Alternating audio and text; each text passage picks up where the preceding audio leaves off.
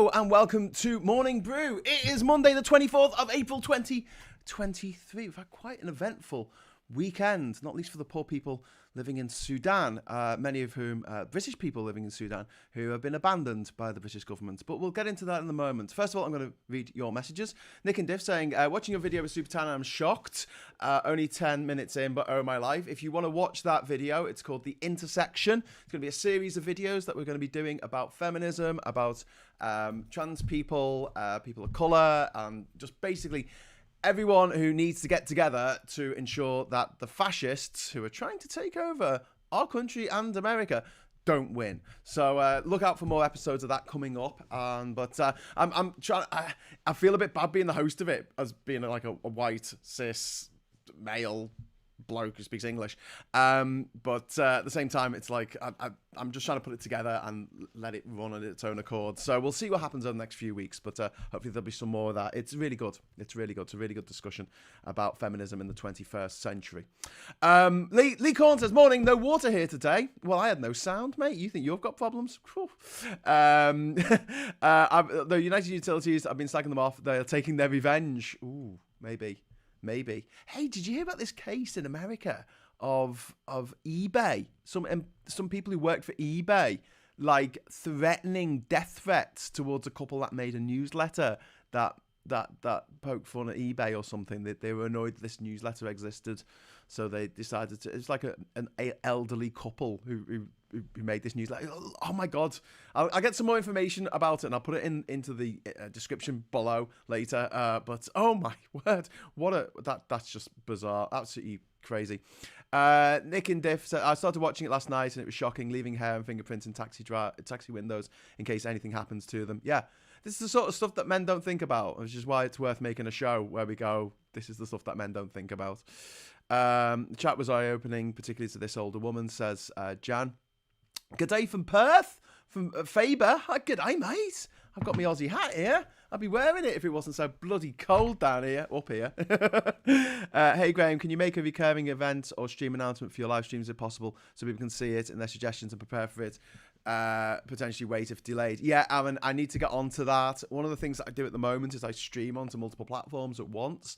And I can't suss out, because I'm an idiot, and there probably is a way of doing this, but a way of setting it up as a YouTube premiere, whatever they call it, a countdown to the live show going live, using OBS software. But I will spend some time today actually having a look at that for you, because that's what I would like to do. Obviously, it'll make it a lot easier for you, and also it'll make it easier for me. Yuvash says, it seems that throughout the world in government, people in government are only skilled in getting into government instead of being in government. That's a very good point. Well made, my friend. Well made. Anyway, so, today I wanted to talk briefly about the Nazi party. The Nat-C party, as in Nat-C, as in the sea. A pirate's favourite letter, the C. Be the C. So national conservatism is apparently coming over to the UK. This is something that we've had in the US for a few years, and there's an article about it that appeared in the Telegraph, which is behind a paywall. You can see here, there's the paywall, but I've got a copy of it because, paywalls mean nothing to me. So this is written by David Frost, who was I think he's Lord David Frost now, obviously privately educated, had a lot of risks to take in life, obviously being born incredibly rich, and everyone's favourite haunted pencil, Jacob Rees-Mogg, also incredibly rich. So this article is entitled "Time Britain Returned to Its Traditional Roots." And it's quite horrible. Basically, it's about the first National Conservative Conference, NAT. They want to call it NatCon, but I'm going to shorten it even more to Nat letter C. Okay, so from now on, we're going to call it the Nat-C Conference. Now, let's not make any comparisons with the actual Nazi party of Germany in the 1930s and 40s. That's a completely separate thing that just sounds the same. It's a homophone. It sounds the same. A homophone full of homophobes. Anyway, so next month there's going to be a national conservative conference. There's going to be a Nazi conference in the UK. in London. Where else?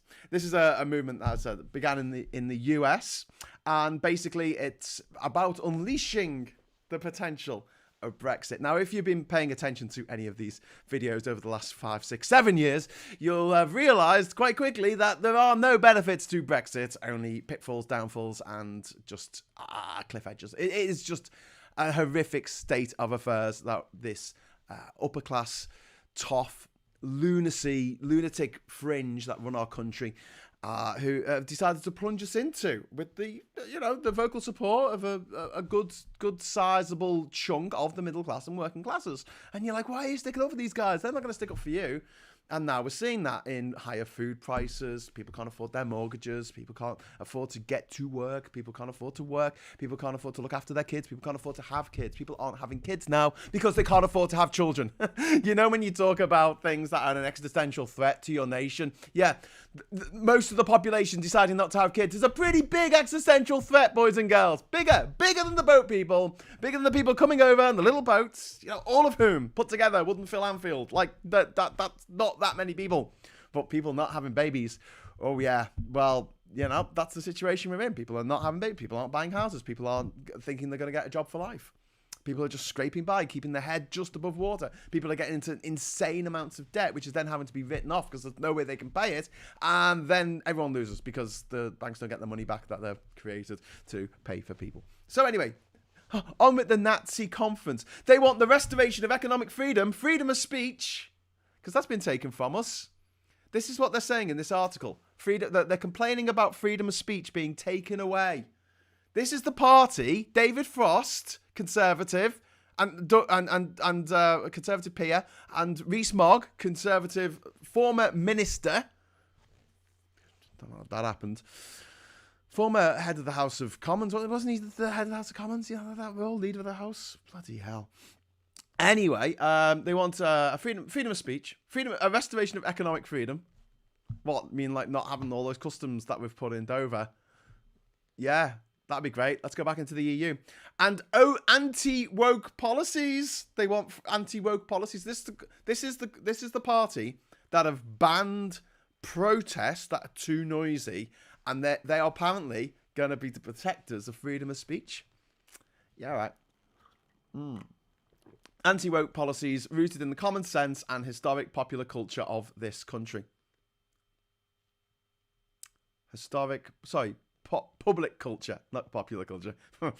As if Jacob Rees-Mogg knows anything about pop culture or anything about anything.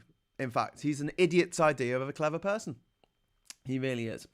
So basically, the state cannot do everything. That's the underlying belief. The state can't do anything. But what it must do is end mass migration, maintain law, order and justice, support those who need help, not those who don't, protect our institutions, and build effective armed forces in a dangerous world.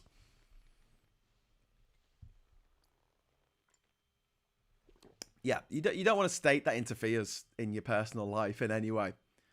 So this is the same state, this is the same government that took us out of the EU, ripping apart millions of families. Millions of families were ripped apart by what happened. Great. Wonderful. Awesome. Yeah, people lost their jobs. People lost their livelihoods. Small businesses going under. Government interventionism. No, we don't want to intervene in people's personal lives. Oh, we don't want to break up families. Which is exactly what they did. That's what the Brexiteers did. That's what the people who voted for Brexit helped do. And that is a guilt that I hope they wear around their neck for the rest of their lives. I'm sorry. I have no sympathy. I'm not James O'Brien. I don't have sympathy for people who voted for Brexit. I don't like stupid people. That's why I don't like Jacob Rees-Mogg. That's why I don't like Boris Johnson. That's why I don't like most Conservatives, because they're idiots, vicious idiots. But I'm getting to the best one. I'm getting to the best bit. Too many people think they know which industries will be successful in 20 years' time. Whoa. This is Jacob Rees-Mogg, who has constantly supported the fossil fuel companies. You know, those companies that were big 100 years ago? They're still big now. Yeah, apparently he thinks they're still going to be big in 20 years' time. Well, if they are, then the planet is FUCK'd. Absolutely. Absolutely.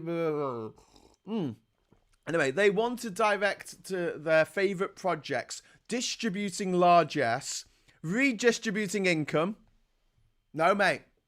not income, wealth. We want to redistribute wealth. Do you know why? Because of the next few words that you two clowns wrote in this article. Well, maybe you wrote it, maybe you got ChatGPT to write it. I don't know. And generally taking the risk and reward out of life. Okay, risk out of life. These are two multi-millionaires who were born rich, both went to public school, both educated at top universities, both walked into any job they wanted in life, 6-figure salary, 7-figure salary, both sit on boards of investment banks and God knows what else, hedge funds. And they're talking about risk. These two men have never had to take a risk in their goddamn insignificant, I can't swear, horrible little lives. And they're talking about these state policies that take the risk out of life. Sorry, what? No, I'll say that in the proper accent. The state policies that take the risk out of life for the little people. You know, the people who aren't born millionaires. I mean, who cares about them?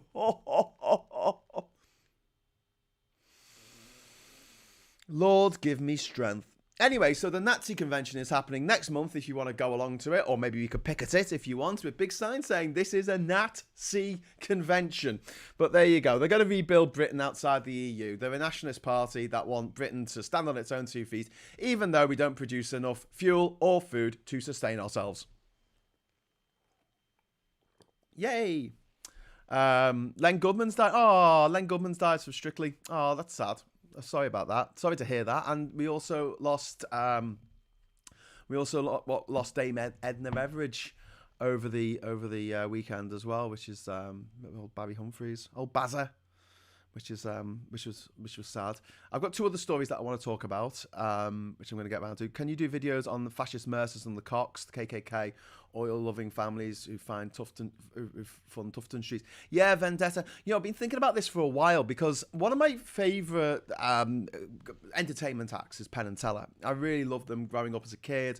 I like Magic myself, and you know, I've got probably Magic deck of cards always sitting next to me on my table here, which is, you know, just a seemingly normal deck of cards. There you go, seemingly normal deck of cards. You can see. Oh, actually, if I do that, you can see them all there. But then if you put that down there and then you go like this, you'll see that all the cards are blank. They're blank. They're blank.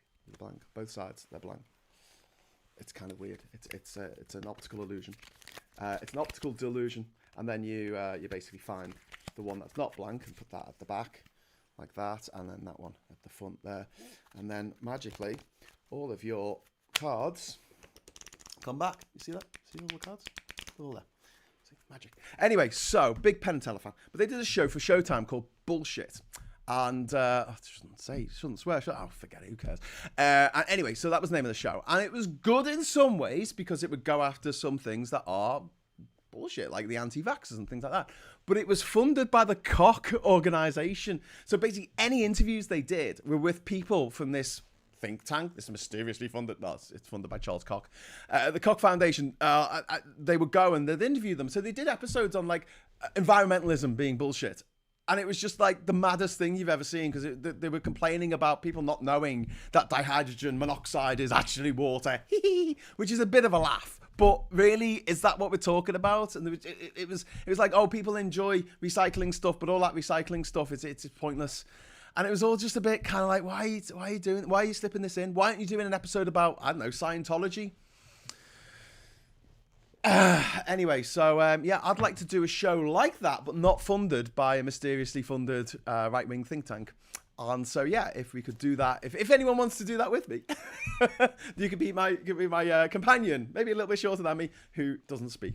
But I would really like to do that actually, and talk about the Mercers, talk about the Cox, talk about all the people who are really running the world, and obviously Rupert Murdoch, famous the guy from Succession, I tell you. Anyway, let's get the old background back. I met some truly scary bigots in posh accents at the weekend. Said the war in Ukraine was the EU's fault for not understanding Russia's place in Ukraine. Nearly fell off my chair. I've heard that. And people go, you've got to understand real politic. Real politic. Real politic. Oh. And I'm like, what? What are you talking about? They've invaded another country. A country that they specifically signed a treaty to say that they would not invade. There's no two ways about it. They said, we will, you give up your nuclear weapons and we won't invade you. And they gave up the nuclear weapons, and what did Russia do? It invaded them. I mean, it's cut and dry. And they went, oh, but there's Nazis there. There's Nazis. And you're like, hang on. Let's leave aside the fact that the Prime Minister and the President are Jewish. Let's talk for a moment about the fact that even if there are Nazis in someone else's country, it's got nothing to do with you. Nothing at all. And if you meet someone who thinks it does, especially if they're American, you might want to point out to them that they might get a little bit upset if Mexico invaded Texas on the grounds that there are Nazis there and they need to protect the the Spanish-speaking population. Yeah, that sounds a bit mad, doesn't it? Yeah. Well, I thought it would. Anyway, God, I'm very high pitched then. Anyway, I've got loads of stuff to get through, and we've got 10 minutes left. These shows are not long enough. So, the other thing I want to talk about, I'm going to talk briefly because Phil did a fantastic video about this yesterday. I want to talk about Diane Abbott's horrific letter that she wrote in to The Observer for some reason yesterday, basically saying that Jewish people don't suffer from racism, which even saying that is racist, and she knows that. And what the hell? These people who were close to Corbyn coming out with this stuff. The three of them now from that little group around Corbyn have all just been expelled or thrown out the party or lost a whip or whatever for saying things. And you're like, if you want to prove that you're not anti-Semitic, this isn't the way to go, guys. And I know the point that she was trying to make, I guess clumsily, that everyone's experience of racism is different. But it doesn't demand. It doesn't take. It's not a zero-sum game. It's not like you can only be racist towards one group of people. You can be racist to lots of groups of people at once. You can be part of a particular race and still be racist. Have a look at Suella Braverman. Have a look at Gandhi. Gandhi did sod all for the black people living in South Africa in the turn of the 20th century when he was living there in Durban as a lawyer. He wanted to protect the Hindu people or the Indian people who lived there. He didn't care about the black people. In fact, he wrote some quite, frankly disturbing things about the black people who lived there in their own country that he had come to work as a lawyer. He fought so that the Indian people could stay on the same train carriage as the white people. He didn't fight for the black people to do that. It's perfectly possible to be racist in other ways. There's not one way of doing it. Anyway, look, Phil did a fantastic video about this yesterday. I really suggest you have a watch of it. He gets quite emotional about it, which I understand because his frustration is that he is proper Labour, he is proper old school Labour, and he hates the fact that there's people in the party who constantly undermine the party. He's like, what are you doing in this? Even and to be fair, he did do this when Corbyn was in charge and people were undermining Corbyn. I get his argument. I get his argument entirely. And yeah, so well worth checking out. Jewish people never experienced racism, especially not at the hands of my ancestors between 1933 and 1945. Abbott has completely lost her marbles. Yeah. I mean, I don't think she's going to get the whip back after that. That is just... And she's apologised, so no one can defend it. No one can say, oh, no, she didn't mean it. Oh, no, she has literally apologised for it. But, what... She said it was a draft. It was a draft letter, and she said... Oh. Putin has apparently decided now that the dissolution of the Soviet Union was illegal and didn't happen. Of course, he had to wait for Gorby to kick the bucket first, since he'd been the boss then. Oh, my God. Yeah.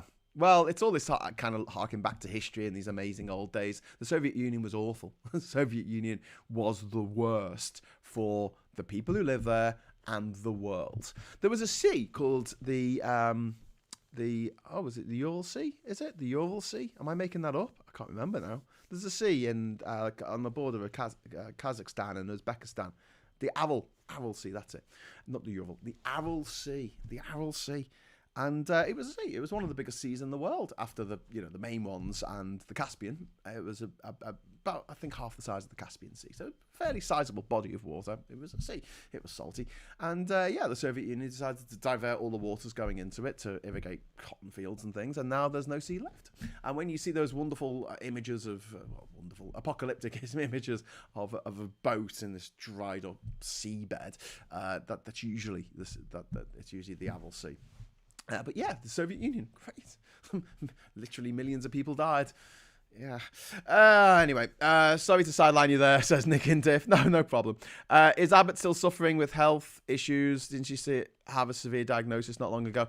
I think she is as well. I think that I would suggest that she, this is not out of animosity or anything like that. I think she was a great politician in her day. That doesn't sound too patronising, I'm sorry. But I think she needs to just take time to look after herself, because I don't think she's the person that she used to be. And that's really concerning.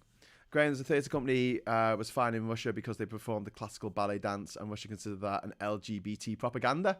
Well, to be fair, ballet is a little bit LGBT propaganda. But that's why it should be celebrated and performed everywhere in front of people who don't like LGBT people, especially. So they go, yeah, this is wonderful. And you go, oh, yeah, is it? Abbott has suffered so much racism herself. I was disappointed by the letter in The Observer. Yeah, exactly. Number 3 said, I experienced racism via some black people in London, a backlash against their oppressors, I guess. Yeah. Abbott has been foolish. To suggest that Jews and Irish can't suffer racism is ridiculous. Caribbean immigrants of my parents' generation had many Irish friends due to a shared affinity. Yeah, and there were signs outside guest houses that said no blacks, no Jews, no Irish. That's what happened in the past, and thank God we've moved away from that now. But look, racism's not exclusive. So anyway, I've only got a few minutes left, so I wanted to go over to the next thing I want to talk about, which is Dominic Raab, everyone's favourite turnip. So apparently in Dutch, Raab means turnip, I think. Or so they say. So here's his Dear John letter. Dear Prime Minister, dearest Prime Minister Davis, I'm writing to resign from your government following receipt of the report arising from the inquiry conducted by Adam Dolly, KC and the Sunshine Bunch. No, is that right? No, is that KC Undercover? Yeah, by KC. I called for the inquiry and undertook to resign if it made any findings of bullying whatsoever. I believe it's important to keep my word. He's left because there's been 2 reports that were found stood up. It's been my privilege to serve you as Prime Minister. While I feel duty bound to accept the outcome of the inquiry, it dismissed all but 2 of the claims. I said he would do this. I predicted this. I should have put a bet on it at Ladbrokes. I knew he would do this. And it was only 2 of them. I was only found guilty of 2 of the murders, not all 8. So does it really count? Does it count as murder? Does it? So all but 2 of the claims. So belittling right there. Belittling. I also believe that its 2 adverse findings are flawed and set a dangerous precedent. They love their dangerous precedents, don't they? I'm just going to make myself a little bit smaller because I realise you can't read this because I'm taking up the... Look at him, I'm an idiot. Let's poke his eyes out. Anyway, while I feel duty bound to accept the outcome of the inquiry, it dismissed all but 2 of the claims levelled against me. I also believe that the 2 adverse findings are flawed and set out a dangerous precedent for the conduct of good government. So I'm turning into Rick Mail here, playing Alan Bastard. There he is, Alan Bastard himself. First, ministers must be able to exercise direct oversight with respect to senior officials over critical negotiations conducted on behalf of the British people. Right, so basically you made me do it. Literally, it's your fault. The British people expect me to do this. You know, we're going out there and we're making decisions, kind of, maybe, if we're told that the decision is the right decision to make by the people in charge that get chaos and, work in Tufton Street. It was particularly true during my time as Foreign Secretary. In the context of the Brexit negotiations, it was all Brexit's fault. It was all Gibraltar's fault. It was everyone else's fault. Second, ministers must be able to give critical feedback on briefings and submissions to senior officials in order to set the standards and drive the reform of the public expect of us. Of course, this must be done within reasonable bounds. Yeah, which he didn't do. He had not once, listen to this, more victim blaming, I don't know, more diminishing what he's done. If I did, it wasn't that bad, and that's his prayer. I had not once in 4.5 years sworn or shouted at anyone, let alone thrown anything or otherwise physically intimidated anyone, nor intentionally sought to belittle anyone. Right, so how did he find you guilty of anything then? Seriously. I'm generally sorry for any unintended stress or offence that any officials felt. As a result, but as a result of the pay standards and challenge I brought to the Ministry of Justice. What an arsehole. That is, however, what the public expects of ministers working on their behalf. There you have it. There you have it in black and white. That is, however, what the public expects of ministers working on their behalf. No, it's not, dickhead. This is not what I expect. Sorry for swearing. I'm a little bit vexed this morning over the attitude of these scumbags who are in charge of our country.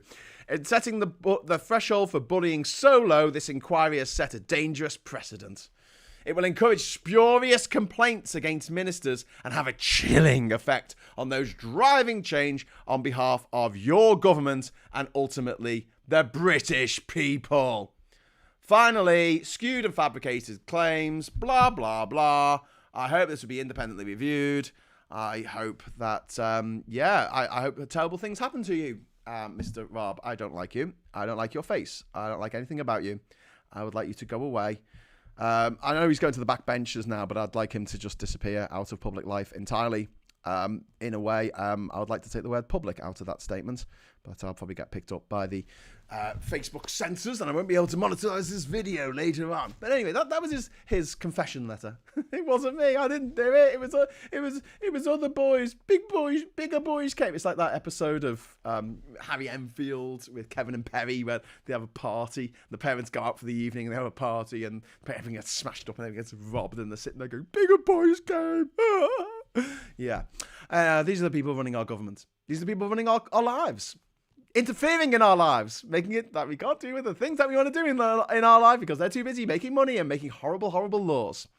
So, talking of horrible, horrible laws, as a consequence of this, over the weekend, we saw the Express and the Mail to add in the Sun and the Telegraph, and you do have the four horse papers of the apocalypse. And they were saying that it wasn't Rob's fault, and we have to do away with this woke civil service. Yeah. So one of the things about the British political system is that you have the civil service, which is supposed to be anonymous and impartial. Two big things. Government ministers already have SPADs, special advisors. They can be as political as they like. They can be their best mate from school. They usually are. That's fine. You know, we have that in the system. Then we have the civil servants who work for both governments. So they'll work for the Tories when they're in charge. They'll work for Labour when they're in charge. And their job is to inform the minister and give impartial advice, etc. Right? That is their job. They are apolitical for very good reason. So what they're trying to do with this, Raab has been found guilty of being a horrible, nasty, pig-faced bully, which is what he is.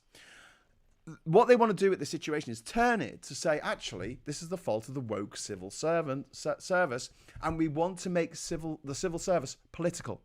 They want to make it political. Like, this is their solution to this problem. If we all got along, things will work better, and we'll be able to more quickly do the things that we want to do, without the oversight that comes with having people working for you who are impartial, who will put their hand up and go, oh, actually, have you actually thought about this? Instead of idiotic, clapping like trained seal yes men, balancing a ball on their nose, going, yeah, that sounds great, George. Why don't you put a drive-talking amphibian in your new Star Wars movie? That sounds like a really good idea. And yes, I know, you can have him step in poo. Yeah. Because everyone wants to see that in the Star Wars movie, George. You are the best. Yeah, sorry, I went off topic there. But you know, if you surround yourself by yes men, you end up with Star Wars Episode 1. That's my point. Anyway, look, I've got to let you go because it is 4 minutes past 10 and I'm sure you're champing at the bit to go and listen to James O'Brien over on LBC. But that's the news that's fit to talk about. Well, I have time to talk that can fit in the show. That's what we should call it. All the news that can fit into half an hour. That's what's been happening over the weekend. Obviously, there's stuff going down in Sudan, which we will discuss, I'm sure, in upcoming episodes. Loads of brilliant things here, comments. Not least from number 3 asking me if I'm going to do a coronation special. I might do a coronation chicken. A coronation special. I did, for those of you who are new to this channel, I did a commentary of the Queen's funeral, because it was International Talk Like a Pirate Day, so I did it as dressed as and sounding like a pirate. Yeah, maybe something like that. I don't know. But yeah, I'll consider it. Cloud Smith says even the bullying allegations against Raab are false. I prefer him gone because I can never forget the Afghan crisis and the refusal to interrupt his holiday, even though the sea was closed. Yeah, he was sitting on the beach, and he didn't want to be interrupted while we were trying to evacuate people from Afghanistan, human beings who are now dead because of him. We're seeing the same thing happen in Sudan now. We've evacuated all of our diplomats, pretty much, and the people who were left there, the Britons who were left there, it's like, make your own way out. Yeah, of the desert, of literally the Sahara Desert, or the Western Desert. I mean, yeah, good luck with getting out of Sudan. It's not that. It's really not that. It's not that easy. As someone who's come in and out of Sudan numerous occasions, I can tell you it's not that easy. I love how Inley guilty of a couple of things, but form a litany now laudable in Toryland. Woke is what most people want. Everyone knows that being woke means you care about people. Yeah, it means awake to the social injustices in the world. That's what it means. And people saying that they're against that, they're against justice. They're against kindness. They're against politeness. They're against common decency. That is the opposite of woke. People who are against common decency. Anyway, thanks for all the comments. Thanks to my patrons. And thanks to all of my super chats and everything else that's come in over the last few weeks. Hopefully there'll be more content going up later today. Depends if Adobe Premiere decides to start behaving. But tomorrow, definitely at 9:30 in the morning, you will have Phil Morehouse here in the Morning Brew studio. I'm woke and proud of it, says Clive Smith. Good on you. We'll have Phil Morehouse here in the studio, and he will be talking about, I don't know. We'll see what's in the news for Phil to talk about tomorrow, but he'll be here at 9:30. I'll be here in the comments section. So you see Labour Social come up, that's me. And until then, thank you so much for watching. Hello, good evening, welcome, and goodbye.